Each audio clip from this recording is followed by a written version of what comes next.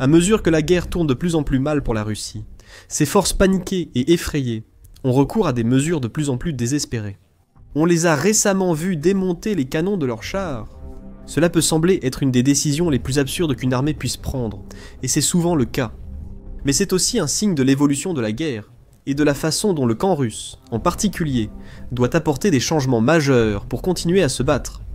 La Russie a toujours figuré parmi les plus grands producteurs de chars, y compris à l'époque soviétique.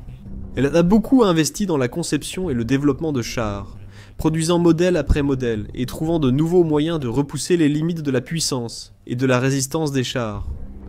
Alors, lorsque la guerre avec l'Ukraine a commencé, la Russie disposait littéralement de milliers de chars sur lesquels compter. Cela comprenait ses modèles les plus récents et les plus performants comme le T-90M ainsi qu'une énorme quantité de chars plus anciens de l'époque soviétique qui avaient été stockés dans des installations à travers le pays. Prêts et en attente pour le jour où la guerre éclaterait. Et le Kremlin s'est fortement appuyé sur ses blindés lors des premières étapes du conflit. De nombreux rapports signalent de grands convois russes et des colonnes de chars pénétrant en Ukraine. Les commandants russes comptaient sur leur tactique de force brute pour écraser toute opposition sur leur passage. Malheureusement pour eux, les choses ne se sont pas passées comme prévu. L'Ukraine s'est bien défendue. Ses soldats et citoyens ont trouvé des moyens inventifs pour stopper les blindés russes. Ils ont été cédés par le fait que la Russie avait souvent mal utilisé ses chars, les envoyant par exemple dans des zones dangereuses, sans soutien suffisant. Au fil du temps, le nombre de chars russes endommagés et détruits n'a cessé d'augmenter. Finalement, on en est arrivé au point où les troupes russes ont été obligées de fouiller dans d'anciens entrepôts soviétiques pour trouver des chars vieux de plusieurs décennies, qui étaient encore à peu près fonctionnels, afin de les déployer sur le champ de bataille et de remplacer ceux qui avaient été détruits. Des chars datant des années 1950 étaient soudainement déployés. Cela n'a rien changé. Les pertes se sont poursuivies, l'Ukraine et la Russie maîtrisant l'art de la guerre par drone. Les forces ukrainiennes ont rapidement identifié les points faibles des chars ennemis et ont trouvé des moyens de les frapper. Détruire des équipements valant des millions de dollars avec des drones qui ne coûtent qu'une fraction de ce montant. La Russie a alors pris une décision tactique majeure, arrêter presque totalement l'usage des chars, dans des zones clés du front, comme la région de Pokrovsk, où les forces du Kremlin tentent désespérément de s'emparer de la ville de Pokrovsk, un important centre logistique et de transport depuis de nombreux mois. Au lieu de faire face à des chars et blindés lourds, les forces ukrainiennes ont affronté de petits groupes de soldats, souvent en véhicules civils ou à pied, tentant vainement de s'emparer de points stratégiques.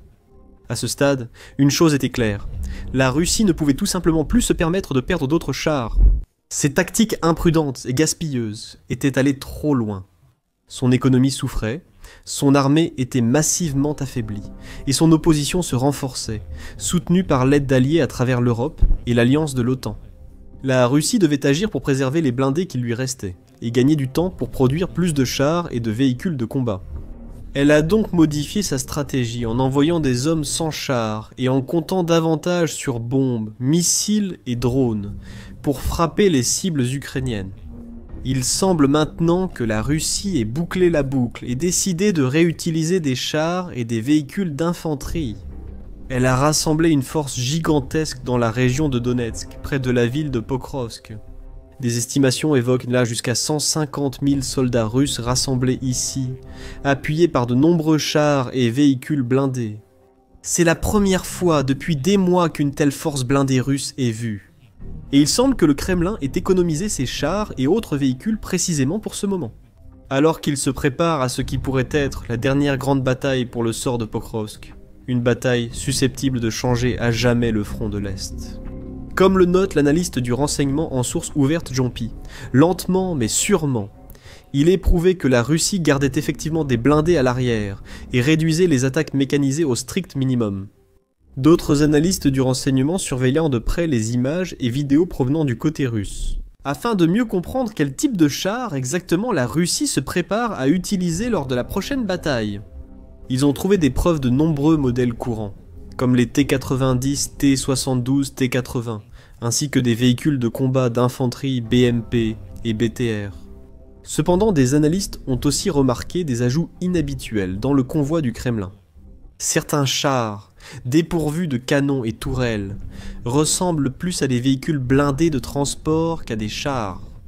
La nouvelle a été partagée par le compte X Reconnaissance AFV dans une publication le 22 septembre, variante russe du T-72 avec une superstructure blindée improvisée.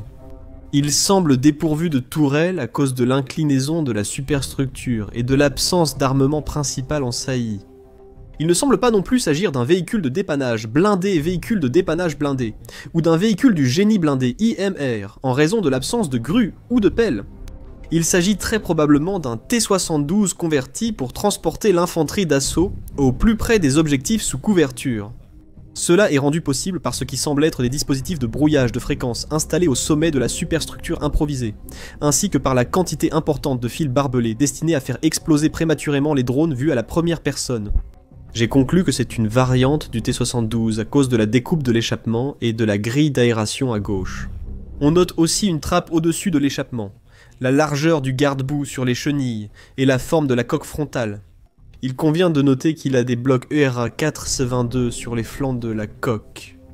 La publication comprenait une vidéo du char étrange en mouvement.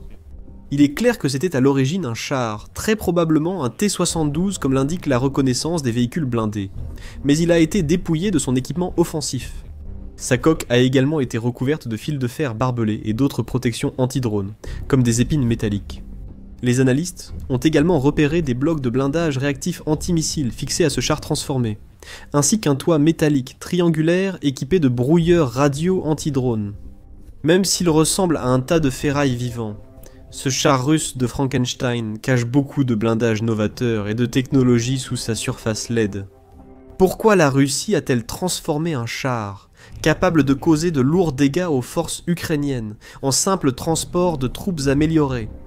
La réponse, en un mot, c'est les drones. Les drones sont devenus dominants dans cette guerre à bien des égards. La Russie les utilise presque quotidiennement pour bombarder l'Ukraine, déployant souvent des centaines de drones en une seule nuit contre des cibles partout dans le pays, y compris la capitale, Kiev. Ces drones tuent et blessent régulièrement des civils, et endommagent des bâtiments et infrastructures essentielles, dont des habitations, hôpitaux et écoles. L'Ukraine est aussi devenue plus habile à utiliser des drones contre la Russie. De nombreux incidents signalent que des drones ukrainiens ont détruit des avions, des radars, des systèmes de défense aérienne, des raffineries, des usines militaires et d'autres cibles, tant dans les territoires occupés qu'au-delà de la frontière. En Russie, l'Ukraine utilise efficacement des drones pour détruire chars et véhicules blindés russes. Et il y a de nouveau eu de nombreux cas de drones kamikazes frappant les points faibles des véhicules BMP russes, ou des vieux chars soviétiques, les effaçant de la carte en quelques secondes. La Russie le sait. Elle comprend que ces blindés sont en grand danger à tout moment, et surtout le long des lignes de front. À tout moment, le bourdonnement distinctif des drones au-dessus de la tête peut apparaître, et des convois entiers peuvent être anéantis par une attaque de drones bien synchronisée et soigneusement coordonnée. La Russie a déjà perdu plus de 22 000 véhicules blindés et autres équipements militaires lourds, dont la majorité, environ 65%, selon les estimations des experts, ont été détruits par des drones. Le Kremlin ne peut pas continuer à subir de telles pertes intenables. En même temps, il comprend aussi qu'il doit utiliser ses blindés s'il veut enfin réaliser une percée réelle et significative dans des endroits comme Pokros, pour avancer et prendre le territoire dont il a besoin. La seule solution est donc de rendre ces véhicules blindés bien plus résistants aux attaques de drones. D'où ces chars comme celui-ci, modifiés au point d'être presque méconnaissables et équipés de toutes sortes d'accessoires et de technologies anti-drones. Ces chars sont désormais de simples véhicules de transport de troupes suréquipées. Conçu uniquement pour survivre, ce T-72 ne causera aucun dégât sur le champ de bataille. Son devoir est clair. Maintenir les soldats en sécurité jusqu'à l'arrivée aux lignes de front. Ils peuvent alors sortir et attaquer. Le char n'est plus qu'une coque protégeant ses occupants des drones, de l'artillerie et des missiles. Son apparence étrange n'a pas vraiment d'importance, tant qu'il est suffisamment solide et rapide pour accomplir sa mission. Mais pourquoi la Russie ne pourrait-elle pas simplement compter sur son infanterie existante, ses véhicules de combat et ses transports de troupes blindées pour accomplir cette tâche à la place ? Tout simplement parce qu'ils ne sont pas assez puissants. Les véhicules tels que le BMP russe n'ont pas été conçus pour la guerre par drone et ne sont pas adaptés à ce conflit. Dans un monde de drones kamikazes, ils sont en fait obsolètes. Parce qu'il suffit d'un seul drone pour détruire un BMP entier en un clin d'œil, tuant probablement tous ceux qui se trouvent à l'intérieur. Les drones peuvent aussi détruire des chars, mais c'est souvent bien plus difficile. Il faut souvent plusieurs drones pour détruire un seul char. Et lorsqu'on regarde de plus près comment le BMP se compare au T-72, il est facile de comprendre pourquoi. Au point le plus épais, un véhicule de combat d'infanterie BMP n'a que 30 mm de blindage en acier. Le T-72 dispose d'environ 200 mm de blindage composite protégeant son équipage et ses composants internes. En ce qui concerne la protection blindée, le T-72 est environ 7 fois plus résistant que le BMP. Et dans les zones de front, où les essaims de drones ennemis ne sont jamais très loin, chaque millimètre compte. Cela peut faire la différence entre la vie et la mort pour ceux qui sont à l'intérieur, et entre la victoire et la défaite sur le champ de bataille. Les chars convertis, comme ceux repérés par les analystes du renseignement en source ouverte, sont tout simplement plus solides et plus résistants que n'importe quel véhicule de combat d'infanterie ne pourrait jamais l'être. Ils résistent de mieux aux impacts directs de drones, surtout avec plusieurs couches de protection comme des barbelés, des pointes, etc. Les Russes ont peut-être choisi de transformer un T-72 en véhicule de combat d'infanterie, car ce char est tristement célèbre dans le monde militaire pour un grave défaut de conception. Conçu dans les années 1960, ce char est l'un des modèles russes les plus populaires, avec plus de 25 000 unités produites. Il a de nombreux atouts, dont son moteur diesel V12. Il peut ainsi atteindre près de 80 km/h et parcourir 480 km avec un plein. Cependant, il a aussi un problème majeur avec son système de chargement automatique. Sur le papier, le système de chargement automatique peut sembler être un ajout utile à ce char, car il élimine le besoin de recharger manuellement le canon principal.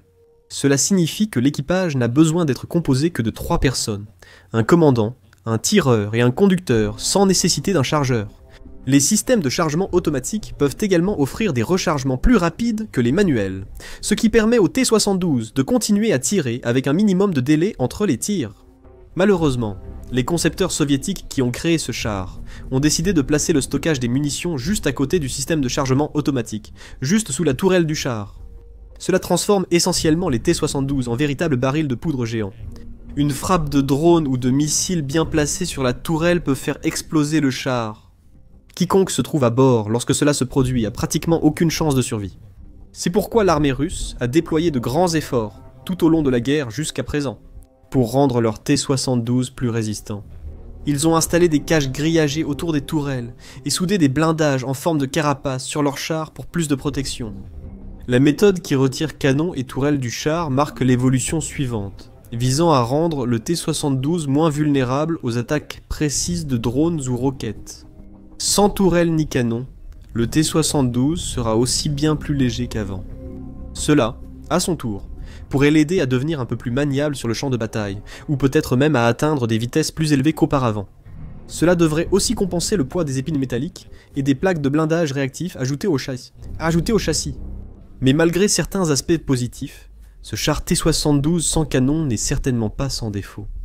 Premièrement, même sans sa tourelle, la coque d'un T-72 pèse environ 27 tonnes, ce qui reste nettement supérieur à un BMP-3 qui ne pèse que 18 tonnes. Des chars comme celui-ci ne seront jamais aussi agiles que de véritables véhicules de combat d'infanterie, donc même s'ils peuvent encaisser plus de coups, ils auront beaucoup plus de mal à les éviter, ou à fuir des zones de combat dangereuses vers des endroits plus sûrs. Sur terrain difficile, la différence entre chars et véhicules de combat d'infanterie est nette. Les meilleurs véhicules de combat d'infanterie et transport de troupes gèrent plus facilement les terrains accidentés ou couloirs étroits, alors que les chars lourds sont souvent coincés ou ralentis. Les BMP et véhicules de combat d'infanterie similaires transportent aussi des troupes et sont dotés de caractéristiques facilitant cela. Beaucoup possèdent par exemple des trappes arrière, facilitant l'entrée et la sortie rapide et sécurisée des troupes. Les chars ne sont pas tous conçus pareils, notamment les Russes, souvent réputés inconfortables et peu pratiques pour leurs équipages. Monter ou descendre d'un T-72 reste difficile, même dans de bonnes conditions. Cela devient encore plus difficile quand le char est couvert de pointes et de barbelés partout. L'infanterie devrait grimper sur la coque et traverser pointes et barbelés pour entrer ou sortir, ce qui prendrait du temps. Et lors des combats en première ligne, chaque seconde compte. Donc, même si le char lui-même est plus résistant qu'avant, les personnes à bord pourraient en réalité avoir beaucoup plus de mal à s'en sortir vivantes si elles doivent évacuer pour une raison quelconque. Cela ne signifie pas que les conversions de chars en version 4 ne fonctionnent pas. Elles le peuvent. De nombreuses forces militaires à travers le monde ont réussi à transformer d'anciens chars en véhicules de transport de troupes. Israël transformait des chars T-55 en transport de troupes blindées dans les années 1980. Les forces ukrainiennes ont aussi transformé d'anciens chars en véhicules d'infanterie, en retirant les parties inutiles. Ce système peut être utile s'il était bien conçu. Et les nouveaux chars Frankenstein de la Russie peuvent effectivement être utiles pour amener les troupes en première ligne en un seul morceau. Mais ils sont loin d'être parfaits.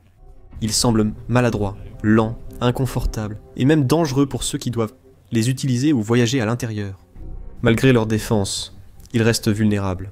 Drones, missiles, bombes et mines peuvent les détruire facilement. Les forces ukrainiennes ont montré qu'elles maîtrisaient la gestion des blindés russes, ayant déjà détruit plus de 4000 chars et plus de 8000 véhicules blindés ou d'infanterie. Mais on peut dire que la leçon la plus importante à retenir de tout cela, c'est que cela montre à quel point la Russie est devenue désespérée. Au début de la guerre, elle a envoyé ses nombreuses flottes de chars et véhicules blindés en Ukraine, sûre d'une victoire rapide et écrasante. Aujourd'hui, plus de 3 ans après, elle doit sortir des blindés vieux de plusieurs décennies, et même démonter certains de ses chars les plus puissants, rien que pour les aider à survivre. Ce n'est pas d'un cas isolé. On trouve de nombreux chars Frankenstein russes, avec des filets de poulailler sur leurs tourelles, ou des équipements de brouillage de drones sur leurs châssis. Maladroites, lentes, lourdes et ridicules à regarder, ces créations folles montrent à quel point la guerre a changé, et jusqu'où la Russie doit aller pour maintenir une quelconque offensive à Pokros et dans d'autres zones de la ligne de front. Avec des drones ukrainiens de plus en plus puissants, même ces nouvelles défenses pourraient ne pas suffire à éviter d'autres pertes coûteuses pour le Kremlin aujourd'hui. Découvrez-en plus sur la situation tragique des chars russes dans notre récente analyse, qui examine les véritables raisons pour lesquelles le Kremlin a été contraint de bouleverser complètement ses tactiques de chars pour survivre. Pour un aperçu récent de la situation en Ukraine, regardez notre vidéo sur la campagne de drones ukrainienne qui a fait vivre à Poutine une semaine d'enfer. Enfin, abonnez-vous à notre chaîne pour découvrir en premier les derniers développements sur les lignes de front en Ukraine et d'autres conflits majeurs dans le monde.